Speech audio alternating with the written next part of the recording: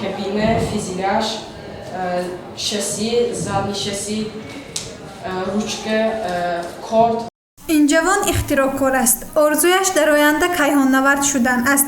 از این رو همچون جوانی اختراعکار قدم به سوی موفقیت می‌گذارد. محمد جان ارگشوف 14 ساله بوده در گیمنازیوم رقمی 4 شهر خوجند تحصیل می‌کند. 4 سال می‌شود که با اختراعکاری مشغول می‌باشد، زیرا این شغل را دوست می‌دارد. وی طیاره بی سرنشین اختراع کرد. با این اختراعاتش در آزمون‌های جمهوریوی و بین‌المللی اشتراک نموده محصول دست خود را معرفی کرده است و جای‌های نمایان را اشغال کرده است.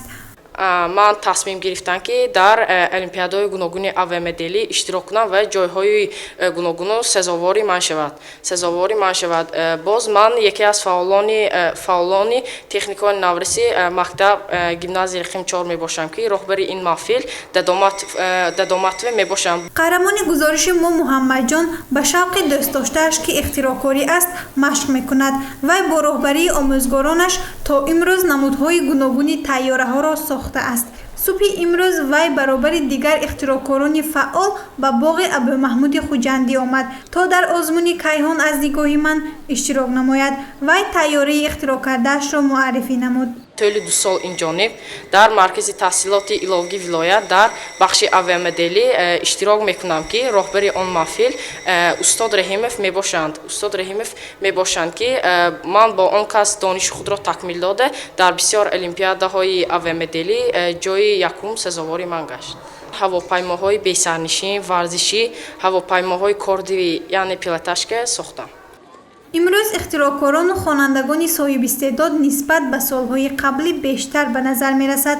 در برابر محمد جان مهرآور اشرف نیز برای آزمون ولایتی کیهان از نگاه من راکت اختراع کرده است. وی برای ساختن این اختراعاتش راکت 3 ماه وقت صرف کرده است.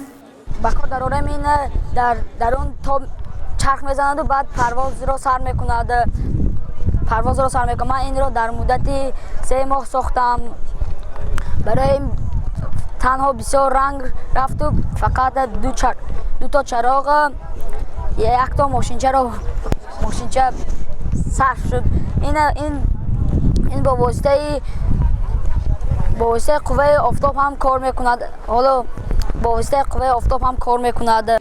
در آزمونی که در صحن باغ ابومحمود خوجندی برگزار گردید، خوانندگان مکتب از 16 شهر و نواحی ولایت اشتراک نمودند. بنا به گفت دیرکتور مؤسسه دولتی تعلیمی پلانتاری به نام ابومحمود خوجندی فردوس اشرمتوف، خوانندگان از روی 4 بخش اشتراک نمودند. وی میگوید که این آزمون برای دریافت استعدادهای نو مساعدت می‌نماید. آزمون امروزه از 4 شرط عبارت است. شرط اول این کشیدن رسم در روی منفرش بین خواننده‌های مؤسسه‌های تحصیلات تا مکتبی، کشیدن رسم بین خوانندگان مؤسسه‌های تحصیلات میانی عمومی و اعضایان محفل‌های مرکزهای تحصیلات ایلاوگی. بخش دیگری آزمون ما این نمایشی گزیته‌های دیواری بخشیده به همین موضوع و اینچنین بخش اختراعکاری است که اولین مراتب امسال ما جاری کردیم به خاطر تطبیق اختراعات در استحصالات و رواج دادن اختراعکاری بین خوانندگان مؤسسه‌های تعلیمی. در آزمون ولایتی کیهان از نگاه من خوانندگان مؤسسه‌های تعلیمی فعالانه شرکت ورزیدند.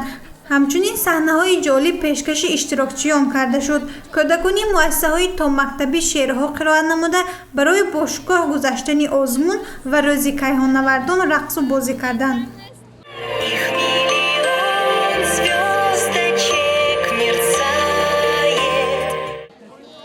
در برابر محمد جان و مهرآور اختراعکاران جوان و نورس بسیار بودند. آنها محصول دستشان را به اعضای حکمان پیشنهاد نموده معرفی کردند. در هفته آزمون در تالار آسمانی ستاره‌زار نمایش فیلم‌های گوناگون گذاشته شد. قهرمان گزارش ما برابر اختراع کردنش با طیاره بی سرنشین موفق‌ترین کیهان‌نورد شدن است. از امروز به آن سعی می‌کند.